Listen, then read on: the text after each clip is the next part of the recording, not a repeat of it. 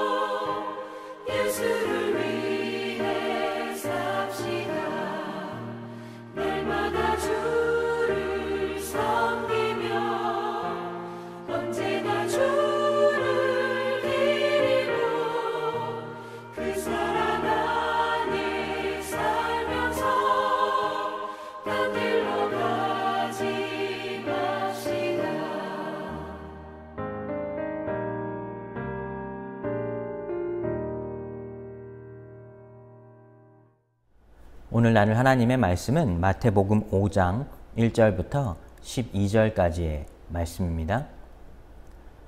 예수께서 무리를 보시고 산에 올라가 앉으시니 제자들이 나아온지라 입을 열어 가르쳐 이르시되 심령이 가난한 자는 복이 있나니 천국이 그들의 것이며 애통하는 자는 복이 있나니 그들이 위로를 받을 것이며 온유한 자는 복이 있나니 그들이 땅을 기업으로 받을 것이며 의에 줄이고 목마른 자는 복이 있나니 그들이 배부를 것이며 긍휼히 여기는 자는 복이 있나니 그들이 긍휼히 여김을 받을 것이며 마음이 청결한 자는 복이 있나니 그들이 하나님을 볼 것이며 화평하게 하는 자는 복이 있나니 그들이 하나님의 아들이라 일컬음을 받을 것이며 위를 위하여 박해를 받는 자는 복이 있나니 천국이 그들의 것임이라.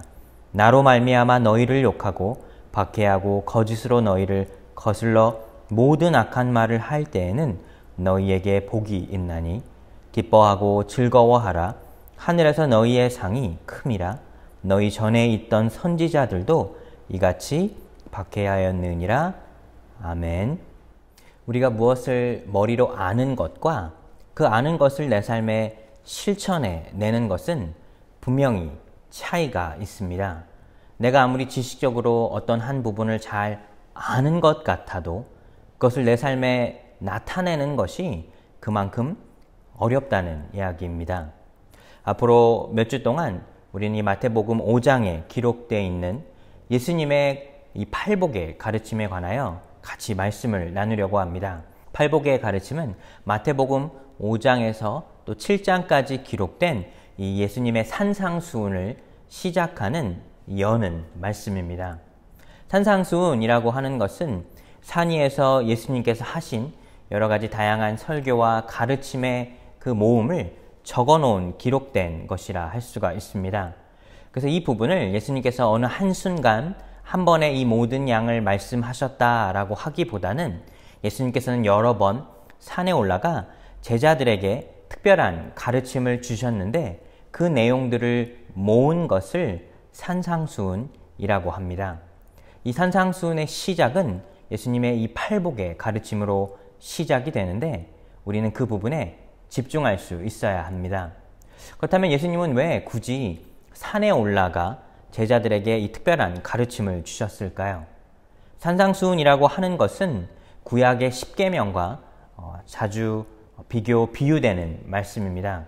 구약의 10계명이 하나님에게 선택받은 백성들이 이제는 세상 속에 구별된 존재로 살아가야 할, 지켜야 할 율법과 계명의 말씀이었다면 예수님께서 말씀하신 이 산상수훈에 기록된 가르침은 우리 그리스도인들의 삶이 구체적으로 어떻게 이 말씀을 어떻게 실천해 내어가며 살아갈 수 있는지에 관한 그 내용이라 할 수가 있습니다.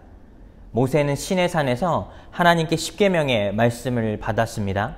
마태는 예수님께서 산에 올라가 제자들에게 특별한 가르침의 말씀을 주셨다 말했습니다. 즉, 이 두 부분이 상징적으로 나타난 것입니다. 이 팔복의 말씀에는 우리를 향한 하나님의 마음이 담겨져 있습니다. 우리가 세상을 살며 우리는 어떻게 구별된 존재로서 우리의 마음을 지켜 주님을 따라갈 수 있는지에 관한 그 내용을 기록한 것입니다. 오늘 마태복음 5장 1절과 2절은 이렇게 시작합니다. 예수께서 무리를 보시고 산에 올라가 앉으시니 제자들이 나온지라 입을 열어 가르쳐 이르시되. 우리는 여기서 한 가지에 주목해 볼 수 있어야 합니다. 이 팔복의 시작은, 산상수훈을 시작하는 이 시작의 부분은 예수님을 따르는 많은 무리들에서 시작됩니다. 예수님은 늘 많은 사람들을 몰고 다니셨는데 예수님이 가는 곳이 어디더라도 그곳에는 늘 함께 많은 사람들이 있었습니다. 그런데 그 많은 사람들 중에서는 예수님의 제자들도 있었고 또 그렇지 않은 사람들도 있었습니다. 누군가는 단순히 예수님의 행하는 그 이적이나 그 기적을 보고 싶어 그 자리에 함께했던 이들도 있었으며 또 누군가는 예수님을 의심하며 또 그에게 도전하고자 하는 사람들도 있었습니다. 즉, 많은 사람들이 예수님을 늘 따라다녔지만 그 모든 사람들이 예수님의 제자는 아니었다는 것입니다. 그래서 오늘 본문 1절의 시작은 예수님께서 무리를 보시고 산에 올라가 앉으셨을 때 그때 제자들이 앞으로 나아왔다 말씀하고 있습니다. 그렇습니다. 예수님을 따르는 많은 사람들이 있습니다. 그들은 각자 자기가 원하는 것들이 있습니다. 누군가는 부나 명예 혹은 자신의 질병의 치유에 관한 것들, 또 여러 가지 원하는 것들이 있어 예수님을 따르는 사람들이 있었다면 예수님은 산에 올라가 자리에 앉으시게 되었을 때 그때 제자들이 예수님 앞에 나아오게 되었다는 사실입니다. 여기서 제자들은 예수님께서 일으키시는 이적이나 어떤 치유를 경험하기 위해 예수님 앞에 나온 것이 아니라 그 예수님의 가르침, 즉 하나님의 말씀에 집중하여 예수님 앞에 나오게 되었다는 것입니다. 여기서 우리는 한 가지 중요한 사실을 깨닫습니다. 오늘날 많은 그리스도인들의 삶도 마찬가지입니다. 우리가 하나님을 믿고 따라가는 그 이유가 과연 무엇일까요? 세상의 많은 군중들은, 많은 무리들 속에 한 사람 한 사람은 각자 자신들이 원하는, 하나님께 받고 싶은, 또 하나님과 함께하고 싶은 자신의 욕망과 욕구를 따라갑니다. 하지만 그 중에 하나님의 백성들은, 하나님을 진정으로 믿고 따라가는 사람들은 그 하나님의 말씀에 집중할 수 있다는 사실입니다. 우리 매일의 삶도 믿는 이로서 하나님의 말씀에 집중하여 과연 하나님께서 내 삶을 어떻게 이끌어 주실지에 우리가 귀를 기울일 수 있어야 하겠습니다. 그렇다면 오늘 예수님께서 말씀하시는 이 팔복이란 과연 무엇일까요? 팔복이라는 말 그 뜻은 8가지의 복을 말합니다. 하나님은 우리 인간을 창조하셨을 때 분명히 우리 인간을 복되게 하시려고 우리를 창조하셨다. 창세기 1장 28절에 말씀하셨습니다. 근데 여기서 복이라고 하는 것은 내 개인의 욕망과 욕심을 말하는 것은 아닙니다. 오늘날 많은 사람들은 이 복에 대하여 조금 다른 생각을 가지고 있습니다. 내가 잘 되는 것, 내 가족이 잘 되는 것을 복이라 생각하지만 하나님께서 우리를 복되게 하셨다라고 하는 그 말씀의 진정한 의미는, 이 복이라고 하는 것의 의미는 행복이라 할 수가 있습니다.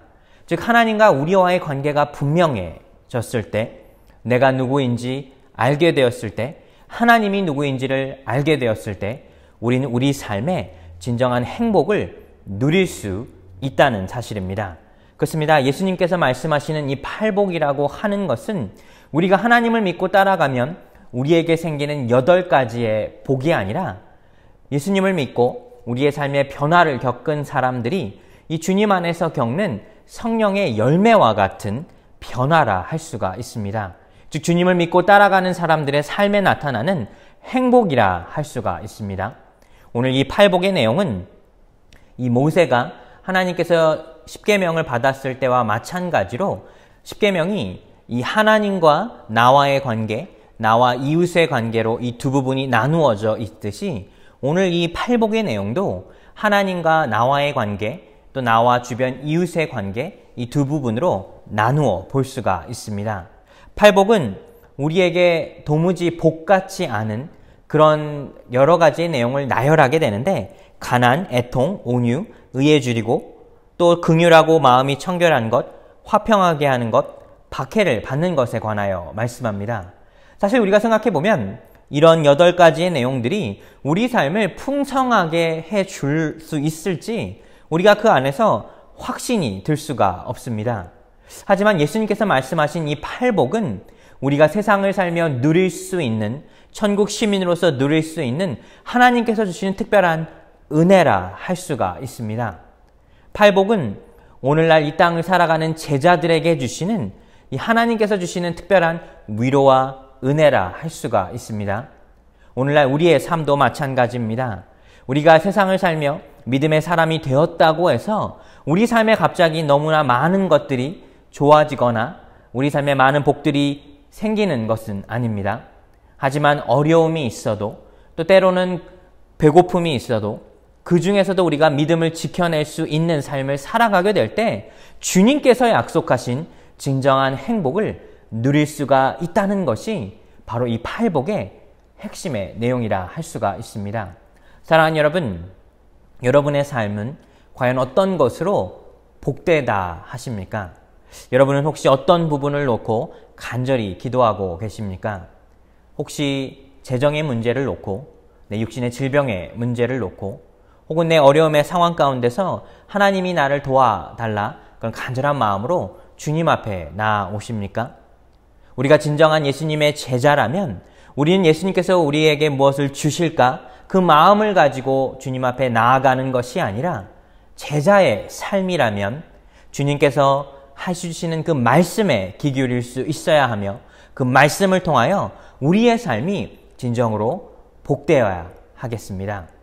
한 주간의 삶을 사시면서 과연 여러분의 삶에 함께 하시는 그 주님의 은혜를 깊이 묵상하시고 생각하시면서 주님의 말씀과 그 가르침에 집중하여 우리 삶이 진정으로 더 복된 삶이 되는 여러분과 제 삶이 되기를 예수 그리스도의 이름으로 축복하여 드립니다. 기도하겠습니다.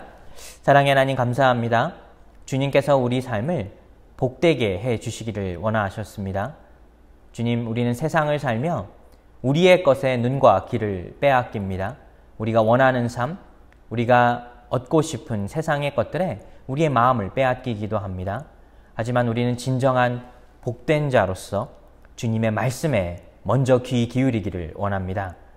예수님께서 말씀하신 이 8가지의 복이 우리의 삶에 충만하게 하시며 늘 주님이 우리와 함께하여 우리가 두려움 없이 이 거친 세상의 믿음을 지켜낼 수 있는 우리 믿음의 삶이 되기를 간절히 원하며 이 모든 말씀 우리 구주 예수님의 이름으로 간절히 기도드렸습니다.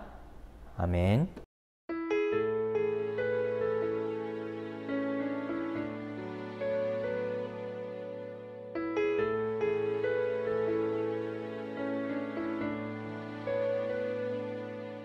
나의 안에 거하라. 나는 내 하나님이니 모든 환난 가운데 너를 지키는 자라. 두려워하지 말라. 내가 널 도와주리니 놀라지 말라. 내 손 잡아주리라. 나의 안에 거하라. 하나님이니 모든 환난 가운데 너를 지키는 자라. 두려워하지 말라. 내가 널 도와주리니 놀라지 말라. 내 손 잡아주리라. 내가 너를 지명하여 불렀나니 너는 내 것이라. 내 것이라. 너의 하나님이라. 내가 너를 보배롭고 존귀하게 여기노라. 너를 사랑하는 내 여호와라.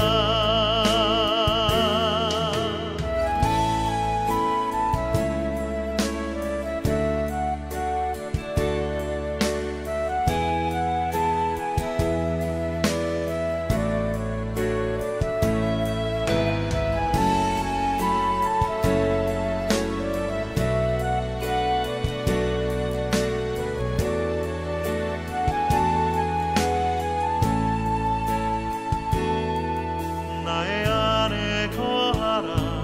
나는 내 하나님이니 모든 환난 가운데 너를 지키는 자라. 두려워하지 말라. 내가 널 도와주리니 놀라지 말라. 내 손 잡아주리라. 내가 너를 지명하여 불렀나니 너는 내 것이라. 내 것이라. 너의 하나님이라. 내가 너를 보배롭고 존귀하게 여기노라. 너를 사랑하는 내 여호와라.